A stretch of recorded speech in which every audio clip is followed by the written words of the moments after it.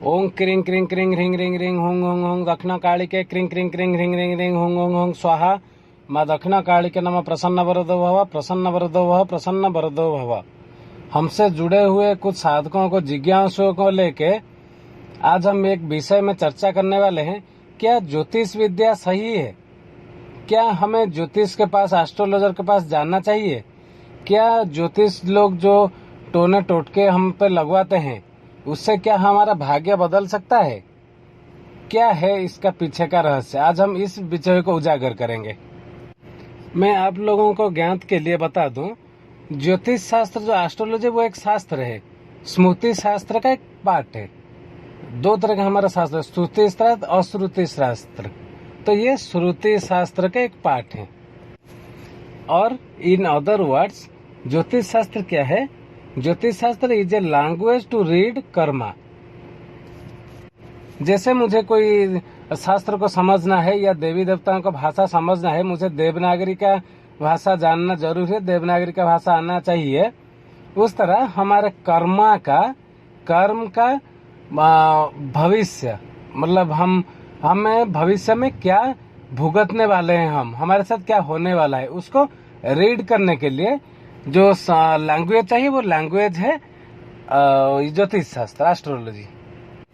और ज्योतिष शास्त्र क्या है? ज्योतिष शास्त्र एक लाइक ए पीडीएफ फाइल। आप इसको पढ़ तो सकते हो, लेकिन उसको मॉडिफाई नहीं कर सकते, कुछ एडिट उसमें नहीं डाल सकते। सो थ्रू एस्ट्रोलॉजी, ज्योतिष शास्त्र, हम अपने कर्मों का लेखा जोखा पढ़ सकते हैं। अभी एक बात आता है, क्या हम एस्ट्रोलॉजी के थ्रू अपने कर्म को, अपने भाग्य को बदल सकते हैं क्या? उसका उत्तर है नहीं।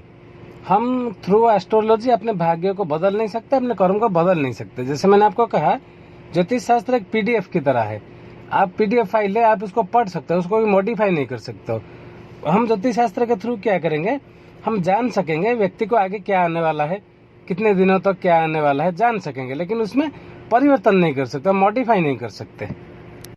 जैसे लोग मैरिज में, मान लीजिए मैरिज में लेते हैं उनका सहारा, तो क्या उसमें जानते हैं होने वाला स्पाउस का मतलब स्वभाव कैसा है, किस तरह का है, उनका भाग्य आगे चल के क्या होगा, कितने दिनों का दुख है, कष्ट है, ये हम जान लेने के बाद उसी तरह हम उनको ट्रीट करते हैं, उनको ट्रेन करते हैं। तो उसमें हम उसको बदलने फेर नहीं कर सकते।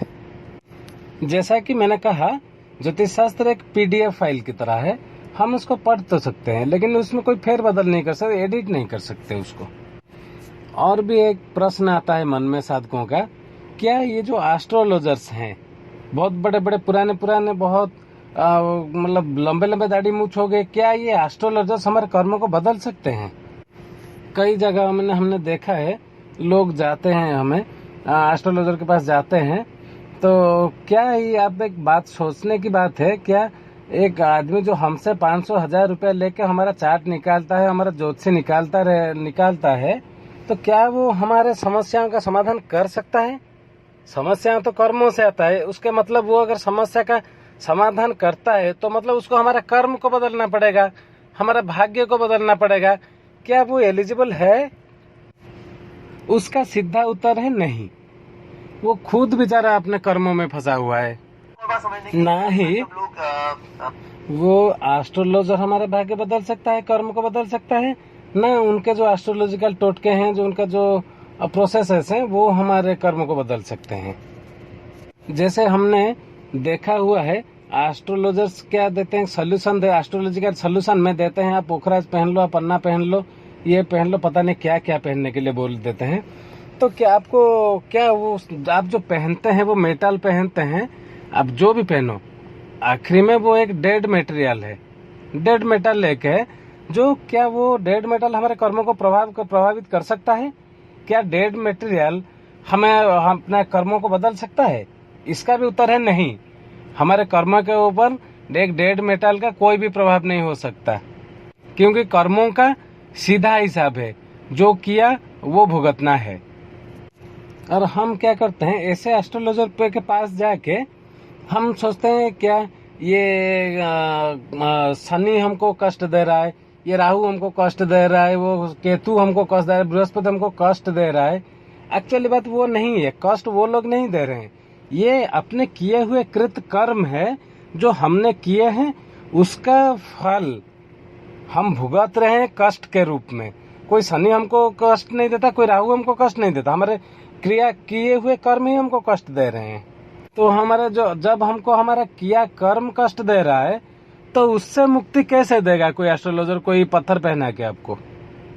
जैसे कि मतलब एक आदमी को 19 साल शनि की दशा है, 19 साल उसको कष्ट में जीने हैं। एक्चुअली शनि उसको कोई कष्ट नहीं देता, वो उसी के पिछले जन्म का यह कृत कर्म है जो उसको शनि के रूप में उसके जीवन में आके उसको 19 साल कष्ट देने वाला है। तो उसको कोई एस्ट्रोलॉजर उसका समाधान नहीं कर सकता। कर्म जो खंडन कर सकता है वही इसको समाधान कर सकता है, और कर्म खंडन करने वाला कोई इंसान नहीं है, वो सिर्फ भगवान ही है। जैसे एस्ट्रोलॉजी में एक बात होता है गुरु चंडाल दोष। आप जाएंगे कोई बोला आपको तो गुरु चंडाल दोष हो गया। गुरु चंडाल दोष होने से क्या होता है? आपको वैष्णव में रुचि नहीं रहता, आपको भगवान में रुचि नहीं रहता, आपको इधर उधर फालतू चीजों में ध्यान जाता है। कोई साधक आपको क्या बोलता रहता है, आप सुनते रहते हैं, लेकिन मन ही मन में और कुछ सोचते रहते हैं। आपको सब झूठ, आपको भगवान के ऊपर भी आपका प्रश्न चिन्ह लग जाता है आपके मन में। यही सब है गुरु चंडाल दोष का लक्षण। उससे ज्यादा जो बोलता है वो कुछ नहीं होता नहीं, गुरु चंडाल दोष का यही लक्षण है। लेकिन गुरु चंडाल दोष कैसे होता है? ये अभी आपका पूर्व कर्म फल है। मतलब मान लीजिए आप पूर्व जन्म में आपने गुरु जी ने आपको बताया ये 4 माला आपको करने हैं, आपने वो 4 माला नहीं किया, 1 माला करके छोड़ दिया। गुरु जी मैंने कर लिया, गुरु से झूठ बोले। फिर गुरु बोलते हैं ये 4 नियम का आपको पालन करना है, आपने भर भर के तोड़ के पालन किया 4 नियमों को। गुरु जी के पैसों पे नजर डाला, गुरु जी से झूठ मूठ बोल के उनका पैसा लिया, दान लिया, गुरु जी को समर्पित नहीं किया, गुरु जी पत्नी पर नजर डाला। ये सब है गुरु चंडाल दोष। ये अगर आप ये पिछले जन्म में किए हो तो इस जन्म में आपको गुरु चंडाल दोष लगना ही है। उससे आपको कौन मुक्त करेगा? कर्म आपको कौन मुक्त करेगा भगवान के सिवा? कोई डेड मेटल, कोई कुछ पहन लेने से आपका कर्म नहीं बदलेंगे। कर्म का सीधा ही हिसाब है, बड़ा ही भयानक हिसाब है। और हमारे अनजाने में हम इन एस्ट्रोलॉजर के बात में आके क्या काम करते हैं, अपने इष्ट को रुष्ट करवाते हैं। जैसे कोई बोल दिया आपको शनि जी के ऊपर तेल चढ़ाना है, इसके ऊपर ये करना है, वो करना है। कोई एस्ट्रोलॉजर बोल दिया आपका शनि खराब है, दशा खराब है। आप वो लोग तो क्या क्या पता नहीं बोलते रहते हैं। ये तुला का 22/23 हो गया, सिंह का 50/55 हो गया, ये हो गया।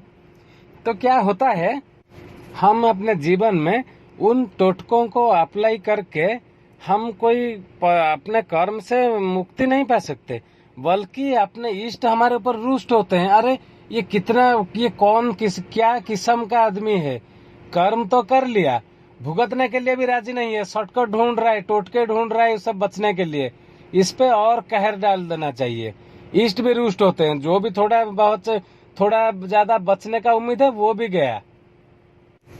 लेकिन जब कोई आदमी भगवान के शरण में आना चालू कर देता है, जिस प्रोपोर्शन में वो भगवान के करीब आता है, उस प्रोपोर्शन से ये एस्ट्रोलॉजिकल इफेक्ट्स उसके ऊपर से हटता जाता है।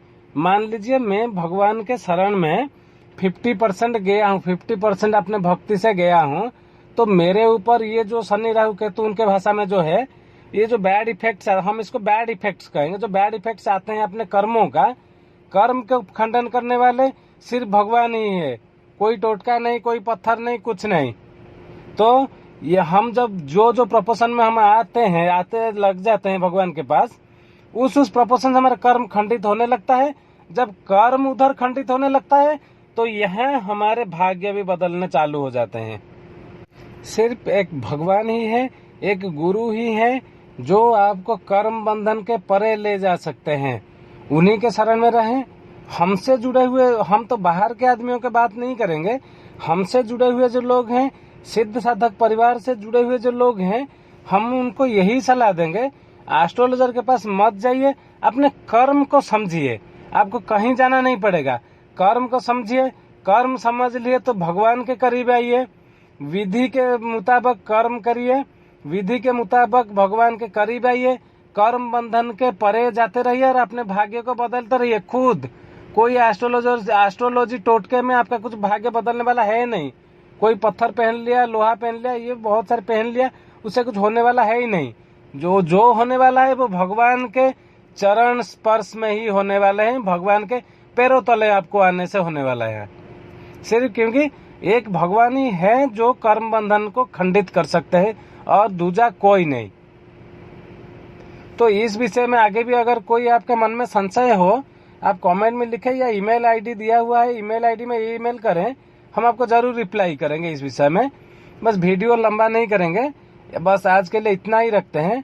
ओम क्रिंग क्रिंग क्रिंग रिंग रिंग रिंग हुंग हुंग हुंग दक्षिणा काली के क्रिंग क्रिंग क्रिंग रिंग रिंग रिंग हुंग हुंग हुंग स्वाहा मा दक्षिणा काली के नमः। प्रसन्न वरदो भव, प्रसन्न वरदो भव, प्रसन्न वरदो भव।